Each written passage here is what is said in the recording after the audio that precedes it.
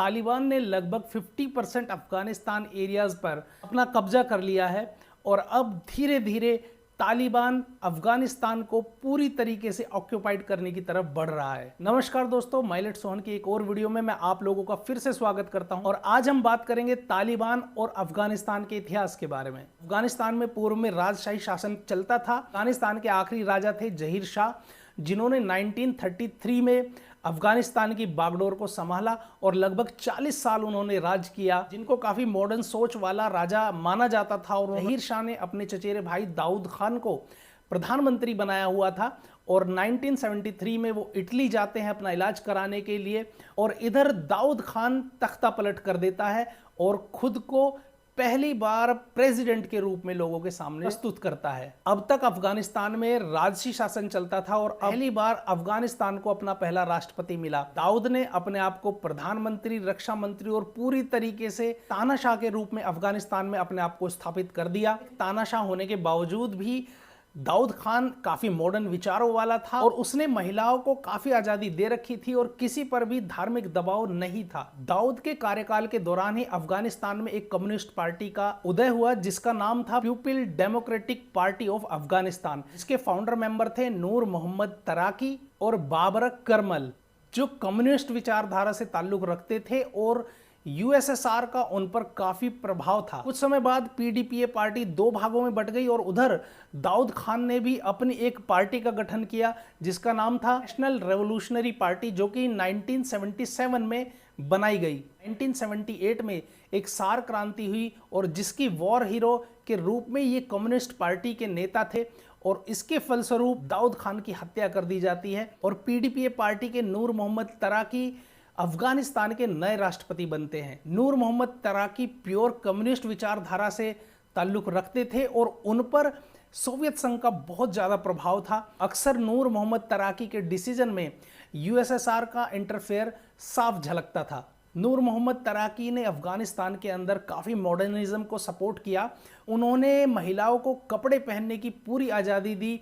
इसके अलावा उन्होंने कृषि क्षेत्र में भी काफ़ी सुधार किए और उन्होंने जो बड़े जमींदार या बड़ी ज़मीन वाले लोग थे उनसे ज़मीन लेकर के जिन लोगों के पास ज़मीनें नहीं थी उन लोगों को ज़मीनें दी गई। इसका इस्लामिक कट्टरपंथियों ने काफ़ी विरोध किया और अफगानिस्तान में उनके खिलाफ बगावत की आवाज़ें तेज होने लग गई। बढ़ते विरोध को देख करके नूर मोहम्मद तराकी सोवियत संघ इस समस्या का समाधान खोजने के लिए गए, लेकिन उनको वहां जाकर सोवियत संघ द्वारा बताया गया उनके जो विदेश मंत्री हैं हफीजुल्लाह अमीन, वो अमेरिका के इन्फ्लुएंस में काम कर रहे हैं। साथ ही नूर मोहम्मद तराकी को ये सलाह दी गई कि वो अपने मॉडर्निज्म को थोड़ा सा कम करें, लेकिन हफीजुल्लाह अमीन इन सब बातों के खिलाफ थे और वो मॉडर्निज्म को बढ़ावा देने के पक्ष में थे। सोवियत संघ ने ये भी कहा कि आप हफीजुल्लाह अमीन को तुरंत अपनी सरकार से बर्खास्त कीजिए, तभी इस मामले का समाधान सही तरीके से हो सकता है। इस एक्शन को इंप्लीमेंट करने के लिए नूर मोहम्मद तराकी जैसे ही सोवियत संघ से अफगानिस्तान लौटे, उनके लौटने के साथ ही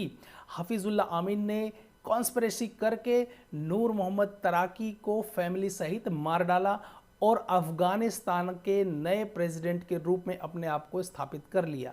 इधर पीडीपीए से निकली दूसरी पार्टी बाबरक करमल के नेतृत्व में और सोवियत संघ के इन्फ्लुएंस में बढ़ती जा रही थी और लोगों का सपोर्ट भी उसको मिलता जा रहा था। साथ में ही इस्लामिक कट्टरवाद और कई सारे छोटे छोटे संगठन भी बढ़ते हुए जा रहे थे जो कि इन सब बातों का विरोध कर रहे थे और वो कट्टर इस्लामिक सरकार और शरिया कानून के पक्षधर थे। सौर क्रांति के बाद अब अफगानिस्तान में सिर्फ कम्युनिस्ट पार्टियों का राज होने लगा। राज से कहने का मतलब है कि अब पूरे देश के अंदर कम्युनिस्ट पार्टियां पकड़ बनाने लग गई, लेकिन फिर भी ऐतिहासिक तौर पर ताकत कबीलों और सरकार के बीच में बटी रही। कुछ कबीले सरकार के पक्ष में थे और कुछ कबीले सरकार के खिलाफ थे। पीडीपीए पार्टी में आगे चलकर राष्ट्रपति बने बाबरक करमल, उन्होंने भी मॉडर्निज्म को काफी सपोर्ट किया और अपनी कम्युनिस्ट सोच को ही आगे बढ़ाया। लेकिन इन सब बातों से जो वहां के इस्लामिक कट्टरपंथ थे वो हमेशा चिढ़ते थे।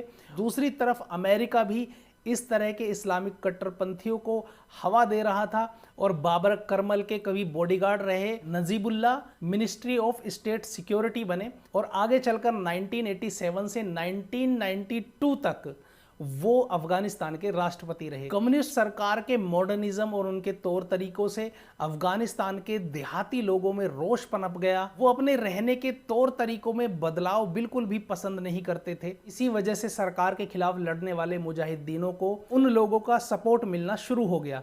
मुजाहिदीन मतलब जो धर्म के लिए लड़ते हैं, जो धर्म की रक्षा के लिए लड़ते हैं, उसको इस्लाम में मुजाहिदीन कहा जाता है। क्योंकि कम्युनिस्ट पार्टियों की सपोर्ट के लिए सोवियत संघ था, तो उन्होंने इन मुजाहिदीनों को काफ़ी पीछे धकेल दिया। लेकिन जब मुजाहिदों के साथ में लड़ाई लंबी खिंचने लगी तो कम्युनिस्ट पार्टी ने सोवियत संघ की राय पर यह समझा कि एक हाथ में बंदूक और एक हाथ से हाथ मिलाने की परंपरा को आगे बढ़ाया जाए। इसी को ध्यान में रखते हुए 1986 में नेशनल कॉम्प्रोमाइज कमीशन की स्थापना की गई, ताकि मुजाहिदों को सरकार के और करीब लाया जा सके। नजीबुल्लाह को नागरिकों की और मुजाहिदों की मेंटेलिटी के बारे में काफ़ी नॉलेज थी और यही सोच करके 1987 में उनको राष्ट्रपति बनाया गया और उन्होंने इस खाई को पाटने का काम भी शुरू कर दिया। उन्होंने अफगानिस्तान का संविधान दोबारा से लिखवाया गया और अफगानिस्तान को रिपब्लिक ऑफ अफगानिस्तान कहना शुरू कर दिया। उन्होंने अपनी पार्टी पीडीपीए की छवि को मार्क्सिस्ट से बदलकर एक इस्लामिक पार्टी होने की छवि बनाने का प्रयास किया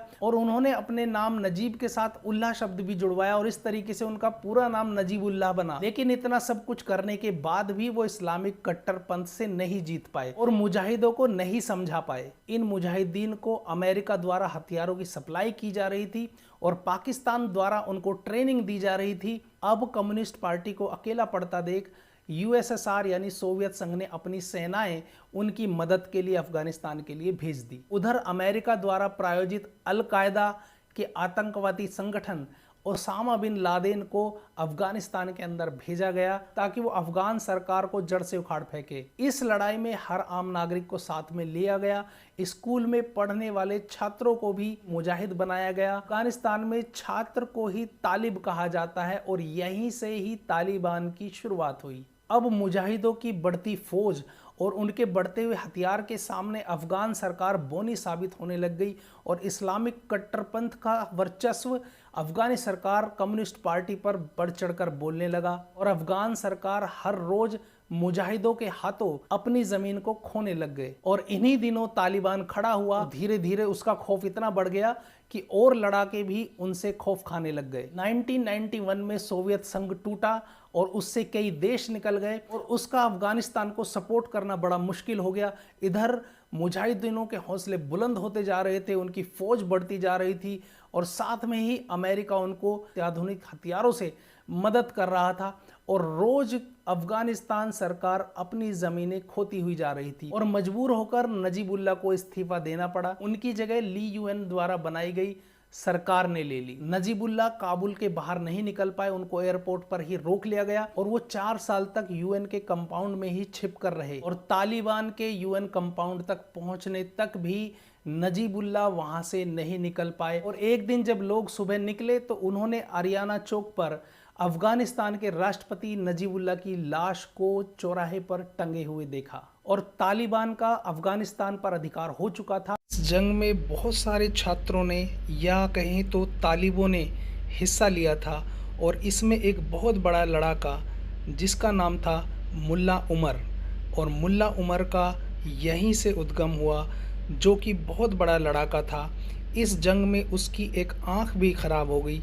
आगे चल कर के तालिबान को मुल्ला उमर ने ही लीड किया। युद्ध 1979 से 1989 तक लगभग 10 साल चला, लेकिन यहाँ पर सोवियत संघ को निराशा ही हाथ लगी और फिर सोवियत संघ ने अपनी सारी सेना को वापस बुला लिया। इसके बाद दूसरी बड़ी घटना होती है जब 2001 में लादेन के द्वारा वर्ल्ड ट्रेड टावर पर बम गिराया जाता है और अमेरिका ओसामा बिन लादेन को टेररिस्ट घोषित कर देती है और उसके ऊपर बहुत बड़ा इनाम भी रख देती है। ये वही अल कायदा का ओसामा बिन लादेन है जिसको पहले अमेरिका ने सपोर्ट किया, लेकिन वो उनके ही गले का फंदा बन गया और ओसामा बिन लादेन ने तालिबान के अंदर जाकर के मुल्ला उमर के यहाँ पर शरण ली। अमेरिकी खुफिया एजेंसी को जब ये जानकारी हुई कि ओसामा बिन लादेन मुल्ला उमर के पास में तालिबान में छिपा हुआ है, अमेरिका ने मुल्ला उमर को ये हिदायत दी कि वो ओसामा बिन लादेन को अमेरिका के हवाले कर दे।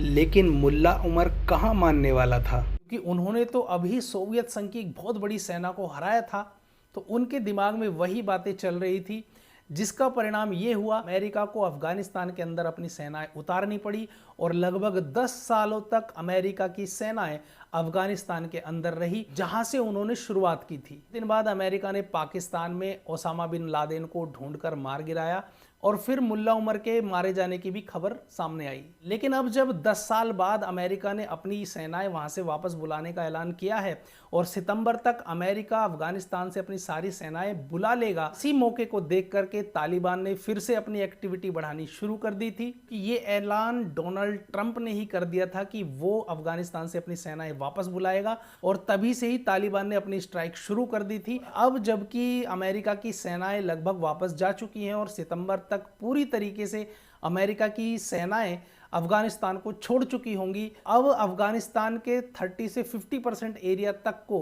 तालिबान ने कैप्चर कर लिया है। तो दोस्तों, ये थी कहानी तालिबान और अफगानिस्तान के कॉन्फ्लिक्ट की। इस वीडियो में पूरा प्रयास किया गया है आप लोगों को इसे अच्छे तरीके से समझाने का, और नेक्स्ट वीडियो में हम जानेंगे अफगानिस्तान और तालिबान की इस लड़ाई से किन किन देशों को खतरा हो सकता है या कौन कौन से देश इस पर बारीक नज़र गड़ाए हुए हैं।